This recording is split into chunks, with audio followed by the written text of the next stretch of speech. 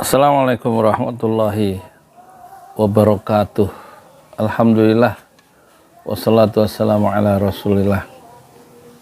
Saya beberapa kali termenung ya menyaksikan perayaan 17 Agustus di istana, terus diakhiri dengan joget-joget. Seluruh pejabat berjoget ya, kemudian senang dengan pakaian adat ya, seakan-akan mereka itu mencintai keragaman. Kan pakaian adat itu beragam ya, tetapi ada pertanyaan-pertanyaan yang menggelitik sebenarnya. Orang yang sedang joget itu semacam dia mencoba melarikan diri ya dari persoalan yang sesungguhnya yang lebih berat ya. Apakah dengan joget-joget itu yang dicontohkan oleh para pejabat-pejabat itu otomatis bisa menyelesaikan persoalan secara dasariah ya? Bukan persoalan-persoalan bangsa itu selesai dengan joget-joget itu.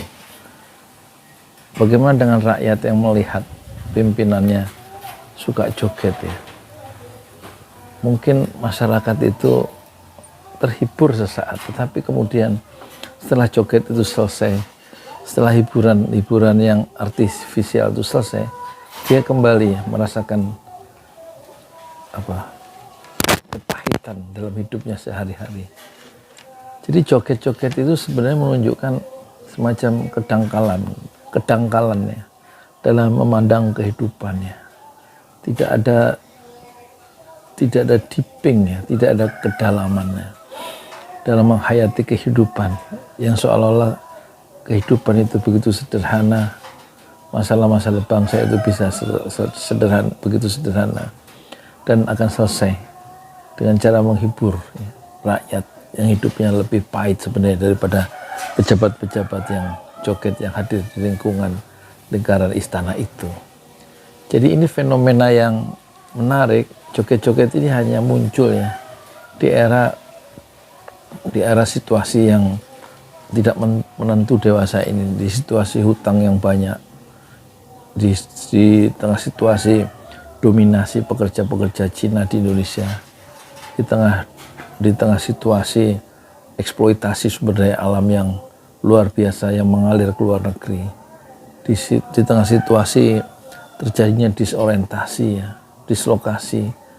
Kita ini sebenarnya sedang mengarah kemana, tapi akar masalahnya tidak coba didalami, tidak coba dipetakan secara sungguh-sungguh oleh para pemimpin-pemimpin bangsa, kecuali semuanya selalu diletakkan dalam kerangka untung rugi dalam kacamata seorang pedagang, karena umumnya para menteri dan juga dari presiden hingga menteri rata-rata para pedagang.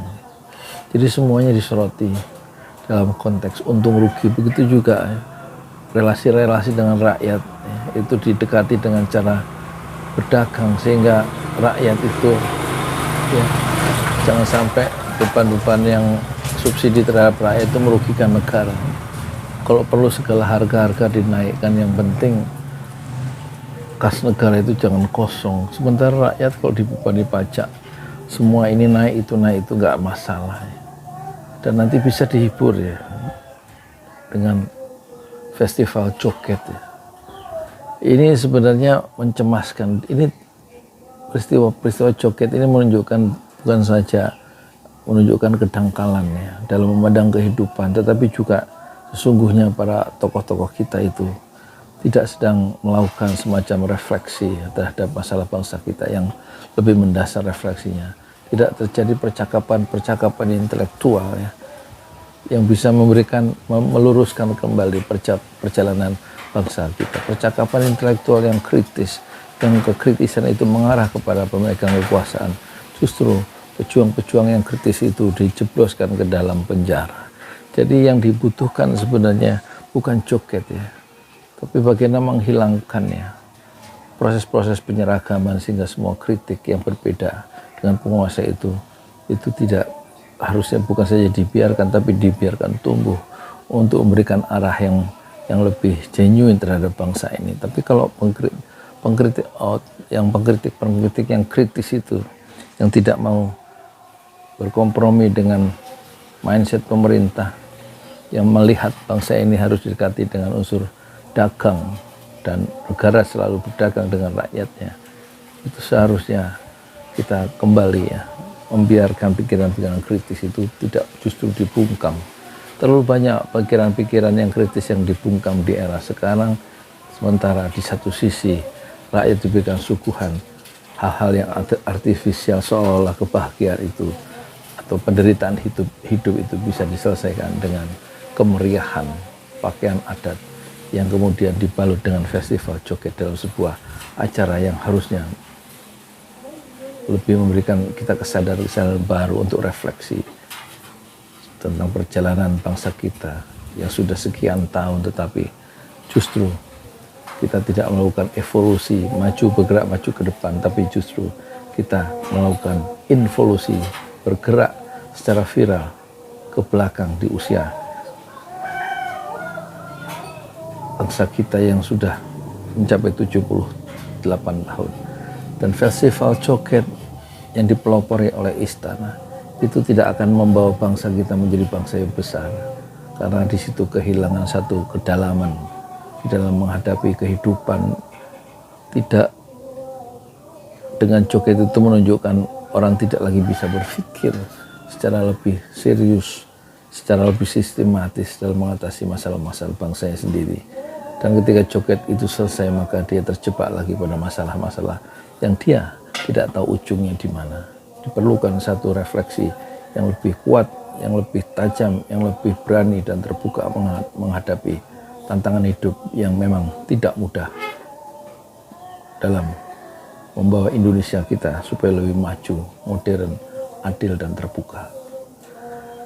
Moga-moga ya perayaan 17 tahun berikutnya tidak lagi diakhiri dengan joget-joget yang betul-betul menunjukkan kedangkalan di dalam berpikir dan memandang kehidupan. Assalamualaikum warahmatullahi wabarakatuh. Di jalan Allah. Ini Masjid Enam Syuhada lagi dikunjungi sama Ketua Hilmi. Modal awalnya berapa Pak Yudi Pramuko? 750.000